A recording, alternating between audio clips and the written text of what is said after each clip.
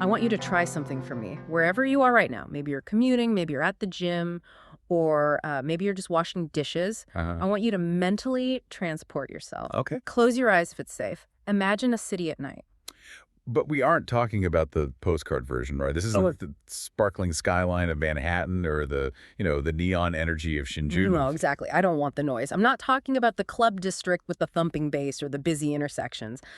I want you to picture the shadow of the city, the empty alleyway behind a closed restaurant where the steam is just rising from a vent. I could see that. The view from a 20th floor window looking down at silent traffic lights, changing for absolutely no one. A subway station at 3 a.m. where the only sound is that aggressive, buzzing hum of the fluorescent lights. It's a very specific atmosphere. It's solitary, it's unmistakably urban, and honestly, it feels heavy. It feels like the city is holding its breath. It does. And today, we are diving into the soundtrack design specifically for that feeling. We're talking about a genre called dark jazz. Sometimes known as noir jazz or doom jazz. And I know what you're thinking. I don't like jazz. Exactly. Or, I don't like metal. Or, this sounds like pretentious elevator music for vampires. But stick with us. Please do. Because the source material we're covering today, a deep dive column by MMR titled The Sound of the City Painted by Darkness and Silence, argues that it's barely jazz at all. It's actually a strange, fascinating mutation. It sits somewhere between the smoky jazz of Miles Davis and the crushing weight of doom metal. It's a weird mix. Our mission today is to trace this evolution from the late 90s to right now. We're going to deconstruct the Pioneers, a band with the incredible name Bohren and Der Club of Gore. Fantastic name. And figure out how a group of hardcore metalheads ended up creating the ultimate lullabies for urban isolation. And we're going to get into the music theory of why it works. We'll look at how darkness, silence, slowness, and urban reverberation aren't just, poetic descriptions, but actual structural rules that make this genre tick. So, let's get into it. First things first, we need to define our terms. When we say dark jazz, what are we actually talking about? Right. Because the source mentioned something that threw me off immediately. Historically, this wasn't even a real genre name, was it? No, it wasn't. And that's a crucial distinction to make right at the start. If you walked into a record store in 1995, assuming you could find one, right, and asked the clerk for the dark jazz section, they would have looked at you like you were crazy. They would have pointed you to the jazz section, or maybe the ambient section, or maybe even the metal section, and just wished you luck. So if the bands didn't call themselves dark jazz, where did the name come from? The internet. The term dark jazz or noir jazz is what we call a folksonomy. It was created by the listeners, not the critics or the record labels. It solidified in the 2000s on music sharing sites, Last.fm tags, forums, that kind of thing. It was algorithms and communities saying, hey, these disconnected bands all give us the same creepy, lonely feeling. Let's group them together. I love that. It's like the audience invented the category because the industry didn't know what to do with it. Pretty much. So if the internet decided this is a genre, there have to be rules. What is the recipe for dark jazz? What separates it from just slow jazz? Okay, so the source breaks it down into a few distinct ingredients. And the first one is the hurdle that most people trip over. Which is? It is extreme, agonizing slowness. Define extreme, because a ballad is slow. We are talking about a tempo of 30 to 60 beats per minute, or BPM. Okay, let's put that in perspective for the listener. A standard pop song is usually around 120 BPM. Right. A resting human heartbeat is usually around 60 to 80. Exactly. So we are talking about music that is literally slower than your own heart. If you're listening to a track at 30 BPM, you are waiting 2 full seconds between beats. That sounds difficult, not just to listen to, but to play. It's incredibly difficult. In traditional jazz, think of bebop. You have a flurry of notes, a saxophone player running up and down scales at lightning speed to show off their virtuosity. Sure, it's athletic. It is. It's impressive. In dark jazz, you play one note, and then you have to let it hang there. You have to wait. But doesn't that get boring if there's nothing happening for 2 seconds? That's the trick. It's the less is more approach taken to a radical extreme. By slowing it down that much, you allow silence to become the loudest instrument in the band. I see. The silence isn't empty. It's full of tension. So you're forced to listen to the decay of the note. Precisely. The other ingredients include minimalism, so very little harmonic movement, and a specific use of instrumentation. You have the classic jazz lineup: saxophone, double bass, piano, maybe a vibraphone. Okay. But they are played with a dark intention. So no upbeat swing rhythms, no toe tapping. Absolutely not. The dynamics are completely flattened. You know how jazz usually love contrast. Loud blasts of brass followed by a quiet bass solo. Yeah. Dark jazz rejects that. It favors sustained tones. Mm-hmm. It's about a consistent, heavy atmosphere. It's a flat line. The source puts it in a really poetic way. It's like building a worldview constructed entirely from the shadow parts of jazz. Not like that. It's not the main event, it's the echo of the event. And that echo has a very specific origin story. This brings us to the heavyweights of the genre. If you only remember one name from this deep dive, it has to be Bohren and her club of Gore. Best band name ever, by the way. It sounds like a horror movie from the 70s. It does, and that's appropriate. They formed in Germany, in North Rhine-Westphalia, back in 1992. Oh, okay. Now, if you listen to their breakout albums, it sounds like a detective movie from the 1940s. Yeah. Smoky, classy, refined. But the source points out a massive contradiction here. Yeah. These guys, Yeah. they weren't jazz musicians. This is my favorite part of the research. They didn't grow up idolizing John Coltrane or Miles Davis. No. The members, Tim on drums, Morton on piano, Robin on bass, and Christoph on sax, they originally came from the hardcore and slow doom metal scene. That is such a pivot. That's like a death metal band deciding to become a barbershop quartet. What happened? Did they just get tired of screaming? Well, it wasn't about selling out or trying to be smooth. It was actually a quest for heaviness. In the metal scene, there's always an arms race to be faster and louder. Sure. But Bohren realized something profound. Playing fast isn't actually that heavy. Explain that, because usually loud and fast equals heavy. Not necessarily. Think about a massive bell tolling. It's slow. They realized that the heaviest thing you can do is play slow. Crushing weight comes from sustain, not speed. Ah. And in the 1990s, they decided to play jazz, but they kept the structural approach of doom metal. So they basically took the architecture of metal, the dread, the pacing, the atmosphere, stripped away the distorted electric guitars and replaced them with a saxophone and a Fender Rhodes piano. That's the formula. The source describes it as a fusion equation. Doom metal tempo multiplied by jazz instrumentation multiplied by film music spatiality. That spatiality is key. It implies a physical space. If someone wants to verify this for themselves, where should they start? The source lists a few Holy Grail albums. There's Gore Motel from 1995 and Sunset Mission from 2000, which are fantastic. But we really have to talk about Black Earth from 2002. Okay. The source highlights this as the absolute masterpiece of the genre. What makes Black Earth the one? It's the perfection of that formula we just discussed. It's where they stopped trying to sound like a band and started sounding like a place. Right.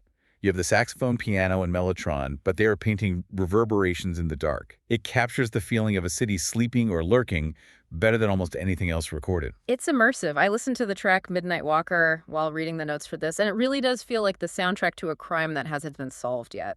That's the vibe. Other key mentions are Geisterfaust from 2005 and Piano Nights from 2014.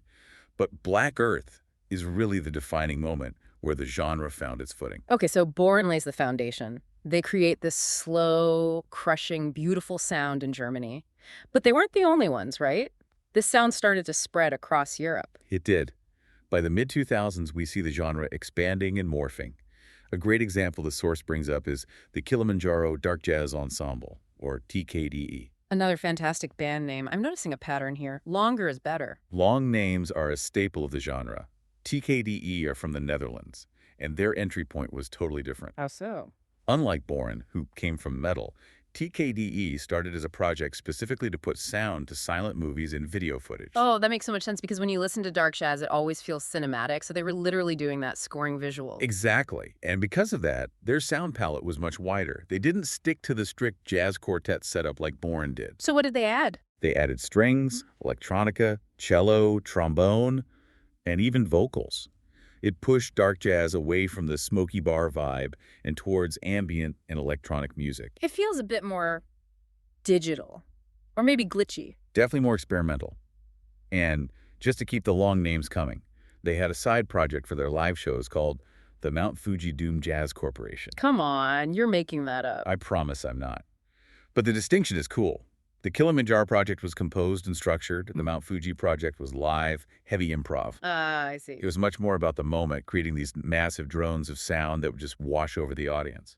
We also have to mention the French contribution. the Dale Cooper Quartet and the dictaphones. Which is a very clear nod to David Lynch's Twin Peaks character, Agent Dale Cooper. Which is perfect because Yeah. Twin Peaks is basically the spiritual grandfather of this whole vibe. It is. David Lynch and his composer, Angelo Badalamenti, really pioneered that ominous jazz sound in the 90s. The Dale Cooper Quartet really leaned into that. So what's their sound like? Their sound is described as more drone-oriented. They use baritone sax and electronics to create this fog-wrapped acoustic space.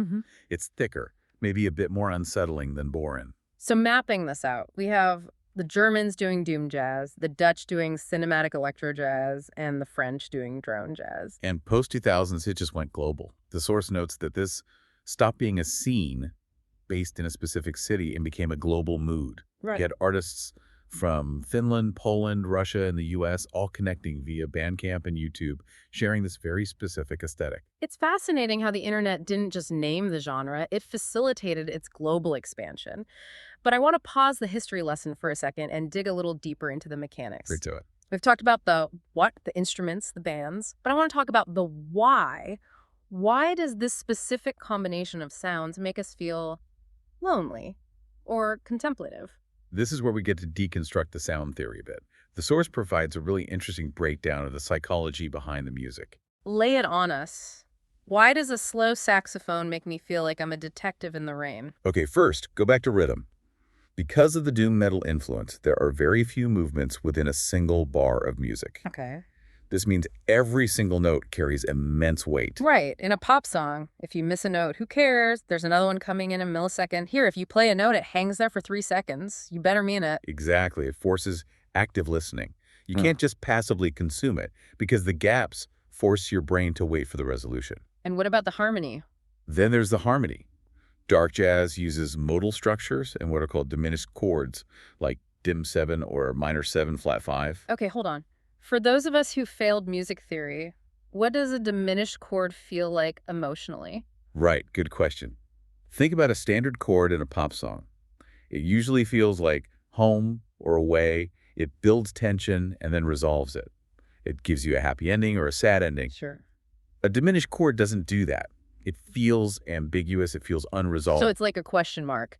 Or a cliffhanger.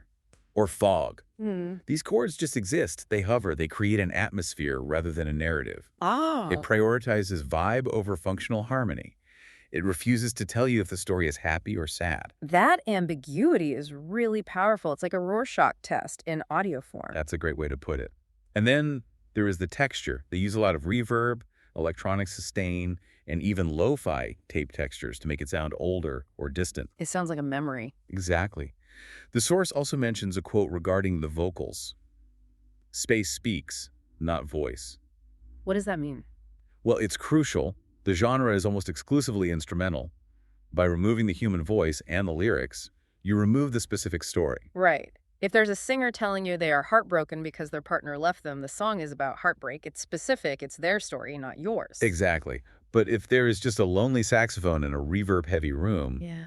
the song is about whatever you want it to be. It's about your day, your stress, your walk home. It creates a vessel for the listener's own emotions, which leads us to the visuals. I've noticed that if you look up this music on YouTube, it's never just a picture of the album art. It's always these looping gifs of rain, or anime cities at night, or black and white noir clips. The source argues that dark jazz pairs perfectly with visuals, specifically because of those blanks we just talked about. It matches low-light footage, high-rise night views, car lights streaking by, unmanned subway stations. It's the aesthetic of the liminal space, that space between destination A and destination B. It is. Bohren's tracks, for example, prioritize sustained atmosphere over melody. They act like a film score for a movie that doesn't exist. Right. So when you play a video game or watch a noir film or just look out your window at the rain, the music fits perfectly because it's not trying to compete with the visuals. It's supporting them. Speaking of YouTube and visuals, that brings us to the modern era. You might think a genre based on slow doom jazz from the 90s would have faded away, but the source says it's actually having a renaissance right now. It is. And again, we have the internet to thank.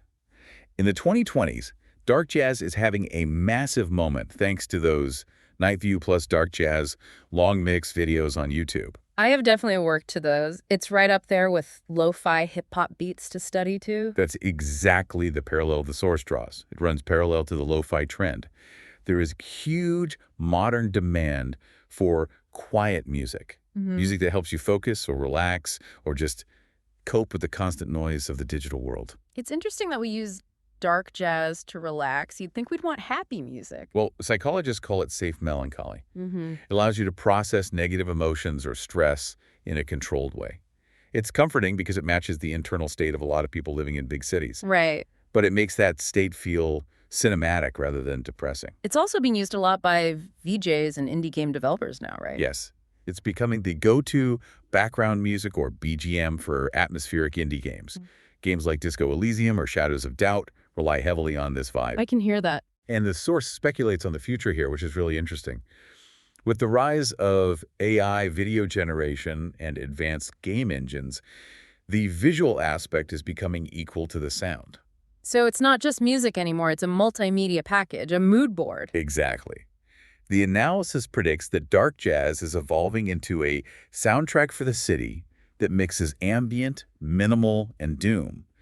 It's becoming a functional tool for urban living. A functional tool for urban living. That is such a cool concept. It's like we built these massive, concrete, sometimes alienating cities, and now we are inventing the music we need to survive in them. That's the beauty of it. It validates the environment we live in. It takes the concrete and the neon and the rain and turns it into art.